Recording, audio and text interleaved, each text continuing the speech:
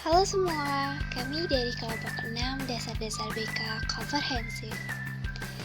Nah, kenalan dulu yuk, ada siapa aja ya?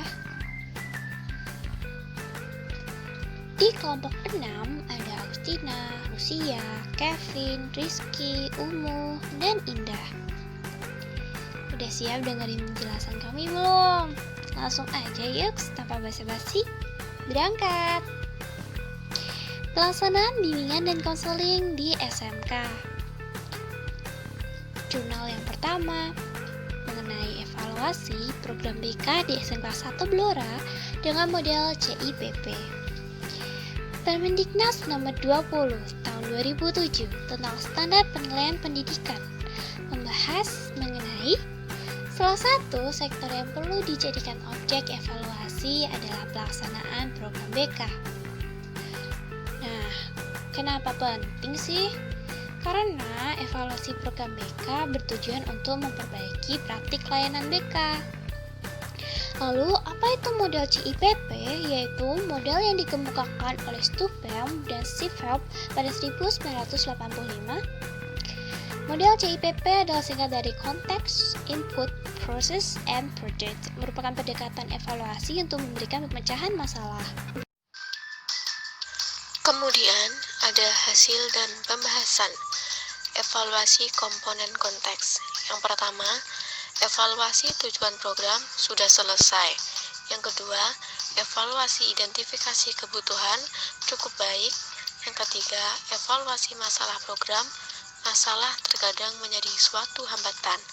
Yang keempat, evaluasi peluang program memiliki peran unik tersendiri. Yang pertama, evaluasi tujuan program. Tujuan BK di SMK Negeri 1 Blora bersifat filosofi. Yang kedua, evaluasi identifikasi kebutuhan. Beberapa bagian perlu diperbaiki dan menambah kelengkapan instrumen identifikasi. Yang ketiga, evaluasi masalah program. Tidak ada jam masuk kelas dan kebingungan format administrasi menyebabkan terhambatnya program bimbingan dan konseling. Yang keempat, evaluasi peluang program. Kelemahan, ketiadaan jam masuk kelas. Kelebihan, memfasilitasi peserta didik untuk mengembangkan diri.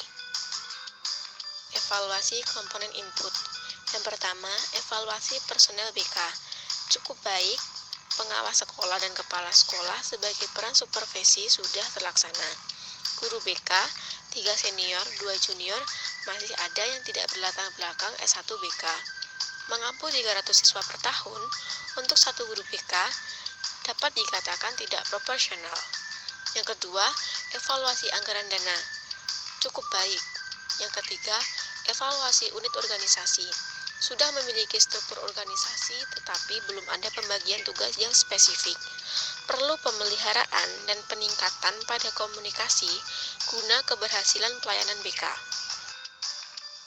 Keempat, evaluasi sarana dan prasarana.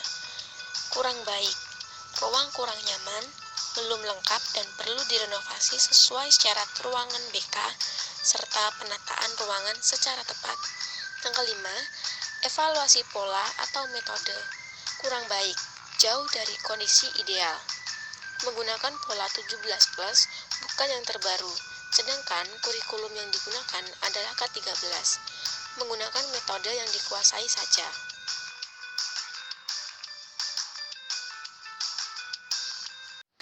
Evaluasi komponen proses. Yang pertama, evaluasi kredibilitas guru BK. Cukup sanggup walaupun dirasa belum sesuai. Yang kedua, evaluasi waktu pelaksanaan. Tidak ada jadwal masuk kelas karena jadwal sudah terlalu padat. Yang ketiga, evaluasi perangkat layanan. Cukup baik, bahan materi sudah sesuai, akan tetapi media masih kurang. Format penilaian LAISEC di akhir layanan dalam kategori kurang.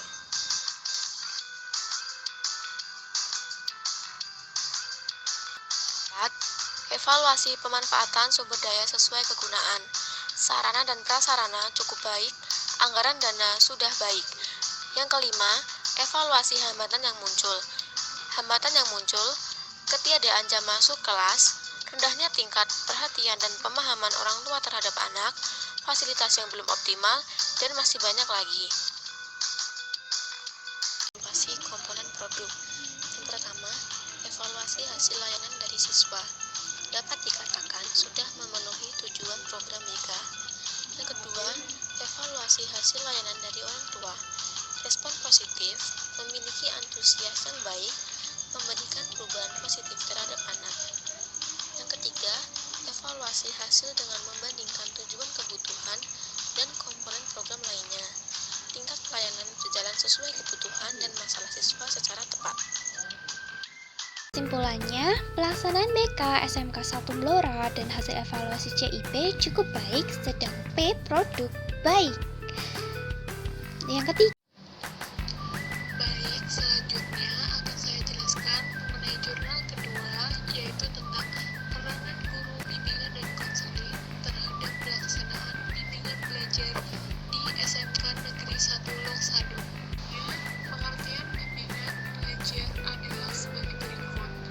Bimbingan belajar adalah bimbingan pelayanan bimbingan dan konseling yang membantu individu atau peserta didik dalam mengembangkan diri, sikap, dan kebiasaan belajar yang baik untuk menguasai pengetahuan dan keterampilan serta menyiapkan untuk pendidikan pada tingkat yang lebih tinggi. Yang kedua, jurnal ini membahas mengenai hambatan yang mungkin datang atau berasal dari konseling, yaitu bisa berupa 1. Konseling tidak terbuka, dan yang kedua disebabkan oleh kurangnya kemampuan atau kekuasaan seorang konselor. Jurnal ini juga membahas tentang peran terhadap pelaksanaan bimbingan belajar di SMK Negeri 1 Longsado.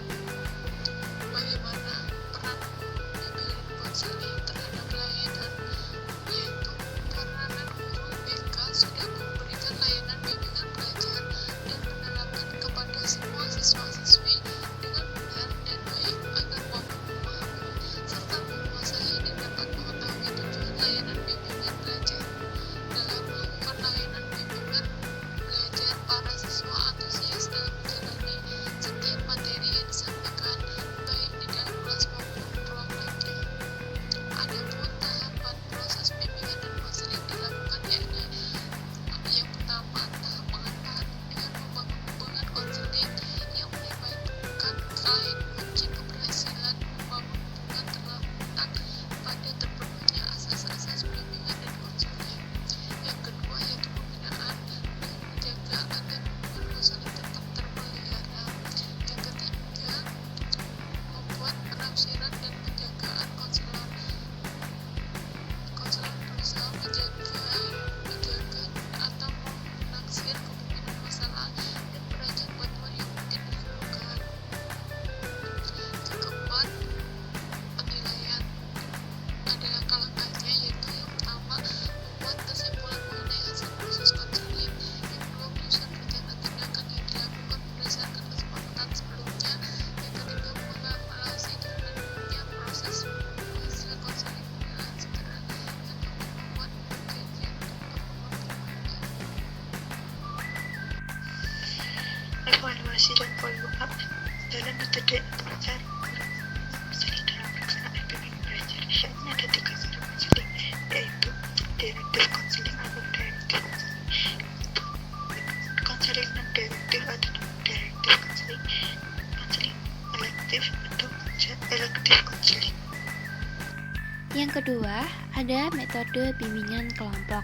Cara ini dilakukan untuk membantu siswa atau klien memecahkan masalah melalui kegiatan kelompok.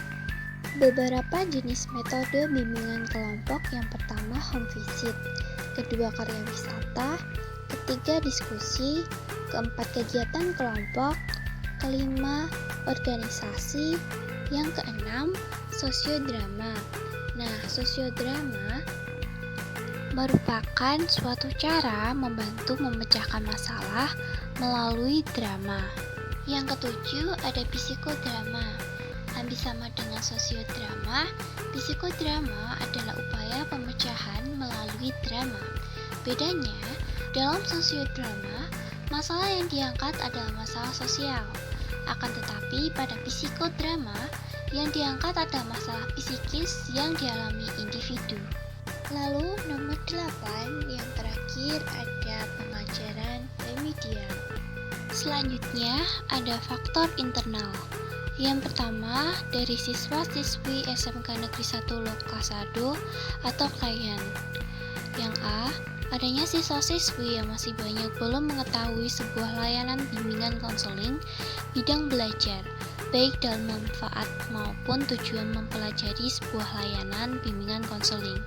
Yang kedua, adanya siswa-siswi memiliki masalah kesulitan dalam bimbingan belajar. Dan yang ketiga, adanya siswa-siswi yang masih takut mengungkapkan masalah kepada guru BK. Yang kedua, ada dari guru BK sendiri. Yang pertama, ada suatu kewajiban bagi guru BK dalam melaksanakan layanan bimbingan belajar kepada siswa.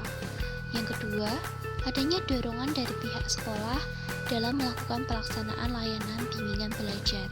Dan yang ketiga, adanya dukungan dan ketersediaan siswa-siswi untuk dilakukan pelaksanaan bimbingan belajar. Adapun faktor eksternal, yang pertama adalah lingkungan.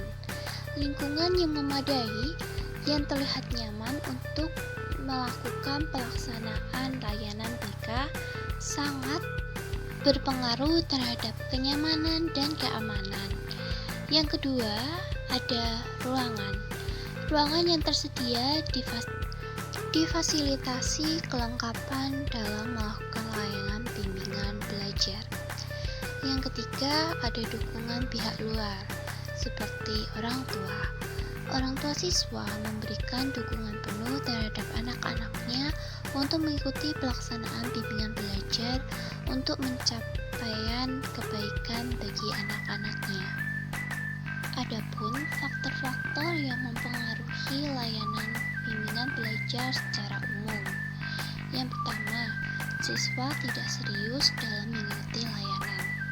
Yang kedua, siswa keluar masuk kelas ketika pelaksanaan layanan informasi berlangsung. Yang ketiga, siswa ribut ketika guru pembimbing memberikan layanan.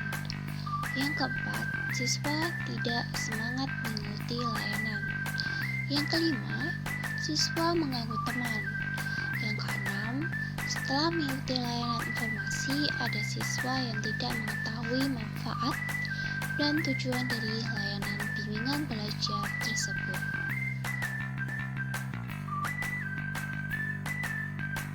Kesimpulan berdasarkan hasil wawancara dengan guru BK pelaksanaan bimbingan belajar sebagian berikut.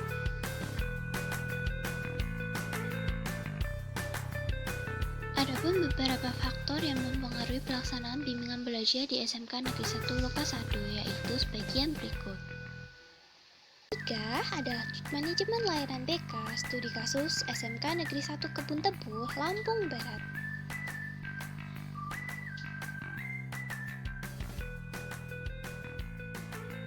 Tahapan manajemen layanan BK ada 4 nih, perencanaan, pengorganisasian, pelaksanaan, dan pengawasan.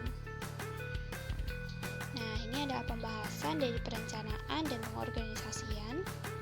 Lalu ini adalah penjelasan dari pelaksanaan dan pengawasan. Nah, sekian yang bisa kami sampaikan. Sampai jumpa. Eits, ada pantun nih. Naik perahu sama si Anton. Terima kasih telah menonton.